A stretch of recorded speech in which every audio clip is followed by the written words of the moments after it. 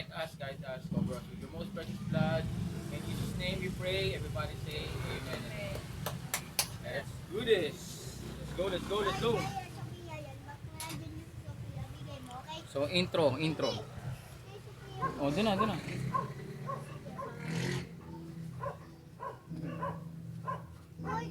Ano ba? Awakan nila lahat yan. Pabalik-balik kayo. Amen. Hallelujah. Check. Mic 1, 2. Welcome po sa Word of Life Worship Center dito po sa Sampaloc Street. Magandang hapon po sa lahat. Hinihinayahan po namin kayo sa darating na linggo. Meron po tayong pagsimba ng 10 a.m. ng linggo. At ang mga anak nyo, mga 7 years old, mga ganito kalalaki ay aming tinutuluan. Libre, walang bayad. 10 a.m.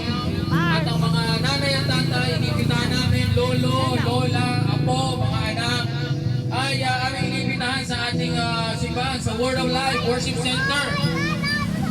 At nais po namin kayong kanayahan sa aming mga gawain sapagkat ang gawain natin ay libre, wag po kayong mahiya.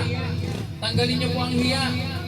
Kayo po ay pwede pumunta dito lang po yan, no, sa entrance sa may eskinita. Makikita niyo yung gate na kulay green. May nakalagay na Word of Life. Welcome po kayo doon. Mahal na mahal po kayo ng Panginoon. Kami po ay nandito, hindi sagana kami. Kaya po kami nandito sapagkat sinabi ng Panginoon sa kanyang banal na salita na ibahagi ang kanyang pag-ibig sa lahat ng mga tao. Sapagkat kayo na lamang ang pag-ibig ng Panginoong Diyos na tayo ay wala ng pag-asa, ngunit binigyan niya ang buktong na anak niya upang magkaroon tayo ng pag-asa. Kaya kung ikaw pa ay umaharap sa matinding problema, pagsubok, kapatid, makinig ka sa akin. Kayang-kaya ng Panginoong baguhin ang iyong buhay. Sapagkat ako'y buhay na patotoo. Ang buhay ko'y walang direksyon. Ngunit sabi ng Panginoon, I am the way, the truth, and the life. No one comes to the Father except through me. Kaya mahal kayo ng Panginoon. At maraming salamat sa bagong buhay. Bagong umaga, pag-isip sa umaga, may bago tayong buhay. Paghinga natin, meron tayong hangin na nalalanghap.